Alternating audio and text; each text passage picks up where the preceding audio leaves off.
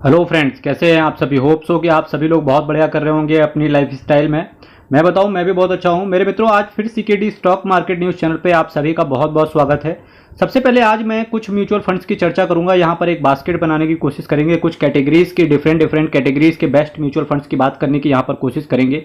सबसे पहले इस म्यूचुअल फंड की बात करते हैं। एनईवी की बात करेंगे, 149 रुपये का इसका एनईवी चल रहा है। रिटर्न की बात करेंगे, 21.58% के सीएजीआर के हिसाब से इस म्यूचुअल फंड ने रिटर्न पिछले 10 सालों में बना करके दिया अपने इन्वेस्टर्स को। टेक्नोलॉजी एक मैंने थीम बेस्ड इन्वेस्टमेंट, जो आज मैं पहले म्यूचुअल फंड की बात कर रहा हूँ, एक थीम बेस्ड इन्वेस्टमेंट की बात कर रहा हूँ। इस थीम बेस्ड इन्वेस्टमेंट में भारत देश का जो 2023 के अंदर जो सबसे बढ़िया रिटर्न प्रोवाइड करके दे रहा है, उस म्यूचुअल फंड की बात कर रहा हूँ। और जो मैंने थीम बेस्ड इन्वेस्टमेंट का नाम लिया तो टेक्नोलॉजी की मैं बात कर रहा हूँ।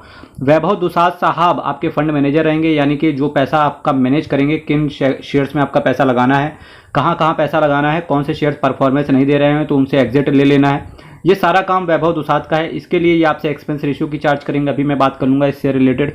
मेरे मित्रों, कुछ और चीज़ों की अगर मैं बात करूं, तो जैसे कि मैंने आपसे कहा कि थीम बेस्ड इन्वेस्टमेंट की मैंने बात करी, तो कई बार आदमी क्या होता है कि थीम बेस्ड इन्वेस्टमेंट के साथ साथ वो थोड़ा सा भावनाओं में बह करके कभी बात करता है कि यार कमोडिटी में हम इन्वेस्ट कर दें क्या। कमोडिटी मतलब कि कुछ जो थीम बेस्ड इन्वेस्टमेंट होते हैं ना, तो थीम का मतलब है सेक्टर वाइज इन्वेस्टमेंट। कुछ थोड़े से टेक्नोलॉजी का भी होता है थीम बेस्ड इन्वेस्टमेंट, मैन्युफैक्चरिंग का भी होता है, कमोडिटी का भी होता है, एफएमसीजी का भी होता है, इंफ्रास्ट्रक्चर का भी थीम बेस्ड इन्वेस्टमेंट होता है। पर मेरे मित्रों, वो गलती आप ना करें, क्योंकि ऐसे तो फिर आप करते ही रहेंगे इन्वेस्टमेंट। क्योंकि कहीं ना कहीं एक सोच के देखो ना, एक अगर आप लार्ज कैप म्यूचुअल फंड्स भी पकड़ते हो, वो भी कहीं ना कहीं सेक्टर वाइज होता है। तो पर्टिकुलर अगर किसी भी थीम में जब भी इन्वेस्टमेंट करने की बारी आए, तो मेरा तो ये पर्सनली मुझे अच्छा भी लगता है, और कहीं ना कहीं ये एक कहीं ना कहीं ये एक सही भी है कि आगे चल के जो थीम बढ़ने वाली है, जो थीम बढ़ने वाली है, वो केवल यार एक ही थीम का लॉन्ग टर्म के ड्यूरेशन के हिसाब से लगता है। वो थीम का नाम रहता है आपका कि टेक्नोलॉजी थीम। एक बार कमोडिटी के प्राइस ऊपर नीचे हो सकते हैं, एक बार हो सकता है कि आगे चल के हमारा खेती से खत्म होकर हमें समुद्र की जो फसलें हैं उस पर डिपेंडेंट होना पड़े आगे चल के। तो कहीं ना कहीं फिर अगर कमोडिटी की बात करें, तो कहीं ना कहीं थोड़ा सा मेरा पसंदीदा नहीं है कमोडिटी इंफ्रास्ट्रक्चर, और मैं आपसे भी नहीं कहना चाहूंगा कि कहीं आप उनमें जाएं। अगर आप थीम बेस्ड इन्वेस्टमेंट में फिर भी अगर आप लालायित रहते हैं कि नहीं मुझे करना ही है, तो एक बार टेक्नोलॉजी को आप देख सकते हो। कहीं ना कहीं टेक्नोलॉजी में रिटर्न भी अच्छा मिल रहा है। वैभव दुसाद साहब आपके फंड को मैनेज करेंगे। मेरे मित्रों, ये सारी एक स्ट्रेटेजी होती है। ऐसी बात नहीं है कि आपको सीओ डबल एमओ डीआईटीवाई ही पसंद आ गया है ना, तो आपको बस इन्वेस्ट ही कर देना है, ठीक है। या फिर आईएनएफआरए पसंद आ गया तो फिर आपको इन्वेस्ट ही कर देना है। भाई टीईसीएच पसंद आ गया तो मुझे टेक्नोलॉजी में डाल ही देना है, ऐसा नहीं है। आप अपने पैसे को उस जगह पे लगाओ जहां पर जरूरी हो। एक्चुअली आज की डेट पे इन्वेस्टमेंट करना भी इतना आसान है कि आदमी कहीं ना कहीं भटक के भी कभी कभी कर देता है। जस्ट 2 क्लिक मारो, इन्वेस्टमेंट हो जाता है। पहले क्या होता था, पहले डीमैट खुलता था 10,000 रुपए से, फिर बैंक में आदमी जाता था, फिर आपको शेयर सर्टिफिकेट वगैरह इशू होते थे, फिर आप कहीं जाके आप आगे चल के प्रोसेस करो, फिर जब बेचना है तो फिर ऑर्डर एग्जीक्यूट करो, 4-5 दिन बाद आपका ब्रोकर ऑर्डर लगाएगा, फिर आपके पास आएगा। तो आज की डेट पे बस 2 क्लिक मारो, चट से आपका इन्वेस्टमेंट होता है, चाहे वो म्यूचुअल फंड हो, चाहे वो स्टॉक मार्केट हो। तो अब आपको यही करना होता है। मेरे मित्रों, जब आप इन्वेस्टमेंट किया करो ना, तो थोड़ा सा सपोज दैट आज की डेट पे आपको एसआईपी या लमसम के लिए आपके पास 50,000 रुपए पड़ा है, तो उस एसआईपी के लिए कम से कम 1 महीना किसी भी म्यूचुअल फंड को जरूर टाइम दो। एग्जांपल के तौर पे आज आपके पास 50,000 पड़ा हुआ है कि गुरु लमसम करना है, आप म्यूचुअल फंड कोई बताए। तो सपोज दैट आप CKD stock market news channel पर आए और यहां पर आपने एक म्यूचुअल फंड चुन लिया आप निकाल के कि हाँ भाई मुझे यहां पर इन्वेस्टमेंट करना है, ठीक है। अब आपको करना क्या है, डायरेक्टली जंप नहीं करना है। तो सबसे पहले उसकी दूसरी एसेट मैनेजमेंट कंपनी का सेम जो फंड्स हैं उसको ये देख के आओ कि कहीं उनका कम एक्सपेंस रेशियो तो नहीं है, तो आप वहां पर चले जाओ। फिर कुछ देख लो कि रिटर्न तो भाई कम नहीं मिल रहा है अदर कंपेटिटर से, तो आप उधर चले जाओ। तो जब 1 महीना पूरा स्ट्रगल फेज में आप गुजारोगे, उसके बाद जो भी आप फंड चुनोगे अपने लिए आप बेस्ट ही निकाल के लाओगे। मेरे मित्रों, CKD stock market news channel पर मेरा केवल एक ही कर्तव्य है आपके लिए। मैं आपको क्या करता हूं, डिफरेंट कैटेगरीज के डिफरेंट म्यूचुअल फंड्स बताता हूं, कहीं ना कहीं थीम बेस्ड भी बताता हूं, कहीं ना कहीं किस तरीके की कैटेगरीज आपको फंड्स में रखनी चाहिए, अपने पोर्टफोलियो में शामिल करनी चाहिए, इस चीज़ के बारे में भी बात करता हूं। उसके बाद इन डेप्थ एनालिसिस भी आपको बताता हूं, किस सेक्टर्स में आपका पैसा लगा हुआ है ये भी मैं बताता हूं, एक्सपेंस रेशियो कितना है वो भी बताता हूं, फंड मैनेजर का क्वालिफिकेशन कितना है ये भी बताता हूं, किन किन शेयर्स में आपका पैसा जाता है उसके बारे में बताता हूं, एसेट मैनेजमेंट कंपनी के बारे में भी बताता हूं। जब ये सारी चीज़ें आपको एक जगह ला के जब एक जगह लिख लेते हो, तो डेफिनेटली वो एक मेक और ब्रेक वाला सिचुएशन होता है जहां पर आप लॉन्ग टर्म के लिए इन्वेस्टमेंट बना सकते हो। मेरे मित्रों, जिस म्यूचुअल फंड की आज मैं बात कर रहा हूं इसका नाम है आईसीआईसीआई प्रूडेंशियल टेक्नोलॉजी। अगर मैं इस थीम बेस्ड इन्वेस्टमेंट की यानी कि टेक्नोलॉजी की थीम बेस्ड इन्वेस्टमेंट पे बात करूं, तो कहीं ना कहीं आईसीआईसीआई प्रूडेंशियल टॉप पे है, दूसरे नंबर पे आदित्य बिरला सन लाइफ डिजिटल इंडिया फंड है, तीसरे नंबर पे टाटा डिजिटल इंडिया का नाम लिया जाता है। मेरे मित्रों 9,940 करोड़ का एसेट साइज है, 0.95% का एक्सपेंस रेशियो, 1.11% का कैश होल्ड करके चल रहे हैं। S&P BSE tech total return index को इन्होंने सेलेक्ट करने की कोशिश करी है, 15 दिन के अंदर निकलने की चेष्टा करोगे तो 1% का आपसे एग्जिट लोड ले लिया जाएगा। अब कुछ लोगों का एक डाउट आएगा कुछ लोगों का कि कहेंगे भाई 15 दिन के बाद एग्जिट करेंगे तो भाई आपसे एग्जिट लोड नहीं पड़ेगा। सिंपल है, आपका जो रिटर्न होगा, जो पैसा हो, उसके साथ जो भी टैक्सेस पड़ेंगे, ब्रोकर वगैरह, CGST SGST STT जो भी चार्जेस काटने होंगे वो काट के आपको पेमेंट कर दिया जाएगा।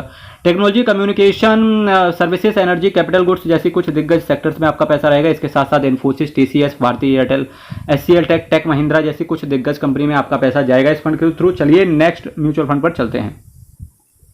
अब फ्रेंड्स जो मैंने आपके लिए नेक्स्ट म्यूचुअल फंड रखा है उसका एनएवी देखो, 578 रुपए का इसका एनएवी चल रहा है। एनएवी काफी ज्यादा है, पर जब फंड का नाम देखोगे तो भी आपको लगेगा गुरु बढ़िया है। 12.89% के CAGR के हिसाब से इस म्यूचुअल फंड ने इन्वेस्टर्स को रिटर्न डिलीवर किया है। जो हमारे पास डेटा है पिछले 10 सालों का है। 4 आउट ऑफ 5 वैल्यू रिसर्च ने इसको रेट किया है। अरुण अग्रवाल साहब एंड निर्मल मोरखिया साहब आपके फंड मैनेजर रहेंगे, ठीक है। और इसके साथ साथ चलिए तगड़े से जंप कर लेते हैं। बिल्कुल आपको रिस्क तो आपको बारे में पता ही होगा कि म्यूचुअल फंड में रिस्क होता है। HDFC इंडेक्स फंड की मैं बात कर रहा था। HDFC index, S&P BSE Sensex direct plan growth की मैं बात कर रहा था। 4,636 करोड़ का एसेट साइज है। केवल आपसे 0.20% का एक्सपेंस रेशियो लिया जाता है। कैश होल्ड की बात करेंगे 0.07%। जो भी कभी कभी क्या होता है ना, कुछ म्यूचुअल फंड में इन्वेस्टमेंट करते हैं उनका एक रहता है सिस्टम कि भाई मैं लार्ज कैप में इन्वेस्ट करूंगा। मेरे मित्रों लार्ज कैप से अच्छा है कि आप इंडेक्स फंड ले लो। आप लोग कहेंगे भरगुरु लार्ज कैप लेना ही लेना है क्योंकि वहां रिटर्न भी भाई इंडेक्स फंड में 12.5% है, लार्ज कैप में 14% है। तो भाई उससे अच्छा है कि लार्ज और मिड कैप का कॉम्बो रख लो। एक टेक्नोलॉजी फंड रख लो, एक स्मॉल कैप रख लो, एक फ्लेक्सी कैप रख लो। ग्रुप बढ़िया फंड बन जाता है। कहीं ना कहीं जो आपकी मन्नत रहती है ना कि भाई लार्ज कैप में इन्वेस्ट करना ही है, तो वो पूरी हो जाती है एक इंडेक्स फंड लेके। और आपको एक चीज और पता होगी कि हो सकता है कोई लार्ज कैप कैटेगरी का म्यूचुअल फंड बिल्कुल सप्रेस्ड रहे, रिटर्न आपको ना दे पाए, पर इंडेक्स तो लॉन्ग टर्म में ऊपर ही जाना है, तो डेफिनेटली इंडेक्स से एक बढ़िया रिटर्न आप जनरेट करके घर ले जा सकते हो।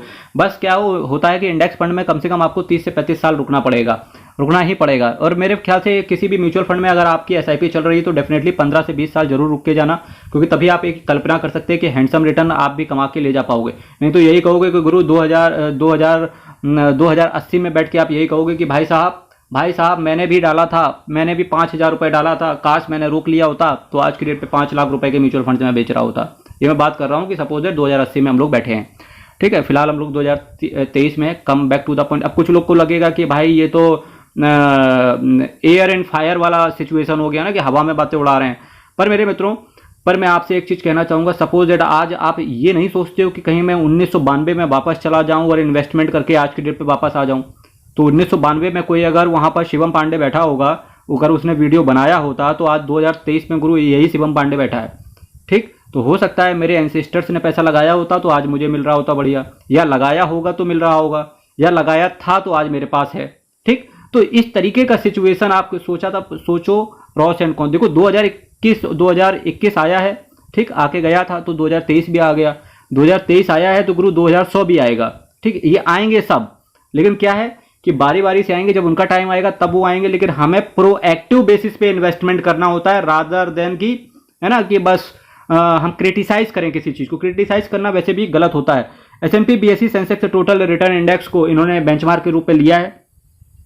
3 दिन के अंदर निकलने की चेष्टा करोगे तो केवल आपसे 0.25% का एक्सपेंस रेशियो लिया जाएगा। कुछ लोग कहेंगे भाई 3 दिन के बाद निकले तो क्या होगा, आपसे एक्सपेंस रेशियो नहीं लिया जाएगा। Financial, technology, energy, consumer staples, automobile जैसे कुछ दिग्गज कंपनियां सेंसेक्स 30 के अंदर शामिल हैं, जिसमें से Reliance industries, HDFC bank, ICICI bank, housing development finance corporation, Infosys जैसी कुछ दिग्गज कंपनी में आपका पैसा जाएगा। चलिए नेक्स्ट म्यूचुअल फंड पर चलते हैं। मेरे मित्रों, अब आप देख रहे होंगे किस तरीके से मैंने सेक्टर को बार बार रोटेट कर रहा हूं। जैसे पहले मैंने चुना टेक्नोलॉजी फंड के बारे में बताया, फिर मैंने आपको एक इंडेक्स फंड के बारे में बताया जहां पर मैंने रिस्क काफी हद तक बिल्कुल कम कर दिया, क्योंकि HDFC का इंडेक्स फंड मैंने चुना। अभी जिस म्यूचुअल फंड की बात कर रहा हूं, फिर से मैंने थीम को चेंज कर दिया और एनएवी की बात करेंगे। 50 रुपए का इसका एनएवी चल रहा है। अब अगर मैं इसके रिटर्न की बात करूं तो 18.63% के CAGR के हिसाब से इस म्यूचुअल फंड ने रिटर्न डिलीवर करके दिया है, और ये कारनामा इसने पिछले 10 सालों का हमारे पास डेटा है यहाँ पर। इसके साथ साथ अगर मैं इसके फंड मैनेजर की बात करने की आपके सामने चेष्टा करूं तो देखिए आप सभी लोग, फंड मैनेजर की अगर मैं आपके सामने बात रखने की कोशिश करूं तो पुनीत पाल, विनय पहाड़िया साहब एंड विवेक शर्मा साहब आपके फंड को मैनेज करेंगे। ये 3 फंड मैनेजर्स हैं जो कि आपके पैसे को मैनेज कर रहे हैं लगातार। इसके साथ साथ अगर मैं म्यूचुअल फंड में रिस्क की बात करूं तो आपका वेरी हाई रिस्क रहता है। जिस म्यूचुअल फंड की आज मैं बात कर रहा हूं आपके सामने, PGI India mid cap opportunities fund direct plan growth की मैं आपके सामने बात कर रहा था। 8,072 करोड़ का इसका एसेट साइज है, 0.43% का एक्सपेंस रेशियो, एक छोटा सा एक्सपेंस रेशियो दे करके तीन फंड मैनेजर मिल रहे हैं जो कि आपके पैसे को मैनेज करेंगे तो डेफिनेटली 4 चांद लगने ही वाले हैं। Nifty mid cap 150 total return index को इन्होंने बेंचमार्क के तौर पे लिया है। 90 दिन के अंदर निकलने की चेष्टा करोगे तो आपसे 0.50% का एक्सपेंस रेशियो ले लिया जाएगा। Financial, automobile, capital goods, health care services जैसी कुछ दिग्गज सेक्टर्स में आपका पैसा रहेगा। इसके साथ साथ Jubilant FoodWorks, Naveen fluorine, the Phoenix mill, Indraprastha gas जैसी कुछ दिग्गज कंपनीज में आपका पैसा रहेगा। मेरे मित्रों चलिए नेक्स्ट म्यूचुअल फंड पर चलते हैं। मेरे फ्रेंड्स, अभी मैंने जिस म्यूचुअल फंड की बात कर रहा हूँ इसका एनएवी 132 रुपए का चल रहा है। मैक्सिमम रिटर्न की बात करेंगे 25% के आसपास का CAGR है जो हमारे पास डेटा है, पिछले 10 सालों का डेटा है। आर श्रीनिवासन साहब आपके पैसे को मैनेज करके चल रहे हैं। इसके साथ साथ अगर मैं कुछ और बात करूं इस म्यूचुअल फंड की तो देखिए, जिस म्यूचुअल फंड की मैं अभी आपके सामने बात कर रहा हूं उसका नाम है SBI small cap fund direct plan growth. क्या बोला मैंने? SBI state bank of India का small cap direct plan growth 16,592 crore का असेट साइज ये दिखाता है कि स्मॉल कैप कैटेगरी पे इन्वेस्टर्स का काफी भरोसा है और होना भी क्यों नहीं चाहिए, क्योंकि भाई 25% के आसपास का तो रिटर्न है एक साल में। 0.73% का ये आपसे एक्सपेंस रेशियो चार्ज कर रहे हैं। 5.35% का कैश होल्ड करके चल रहे हैं। S&P BSE 250 स्मॉल कैप है ना, टोटल रिटर्न इंडेक्स को इन्होंने सेलेक्ट करके रखा हुआ है। एक साल के अंदर निकलने की चेष्टा करोगे तो 1% का आपसे एग्जिट लोड ले लिया जाएगा। सर्विसेज, कंज्यूमर डिस्क्रिशनरी, इसके साथ साथ capital goods, financial, metals and mining जैसे कुछ दिग्गज सेक्टर्स में आपका पैसा रहेगा। इसके साथ साथ थोड़ा सा आपका पैसा निफ्टी 50 में जाता है। इसके साथ साथ blue star, Triveni turbine and Carborundum universal जैसे कुछ दिग्गज स्टॉक्स में भी आपका पैसा पड़ा रहेगा। एक बढ़िया सेक्टर, एक बढ़िया एक्सपेंस रेशियो, एक बढ़िया असेट साइज, एक बढ़िया फंड मैनेजर, एक बढ़िया म्यूचुअल फंड को एक बेहतरीन म्यूचुअल फंड बनाता है। मेरे मित्रों इसी के साथ साथ चैनल आप सब्सक्राइब कर लेना। 5,000 सब्सक्राइबर का यहाँ पर एक टारगेट चल रहा है जो केवल बूंद बूंद से घड़ा भर रहा है और इसी 5,000 सब्सक्राइबर के जो घड़ा भरने वाला है इसमें एक बूंद आप भी अपना कंट्रीब्यूट कर सकते हैं चैनल को सब्सक्राइब करके। कल फिर मैं आपके सामने मिलूंगा सेम टाइम सेम चैनल, तब तक के लिए बहुत बहुत धन्यवाद।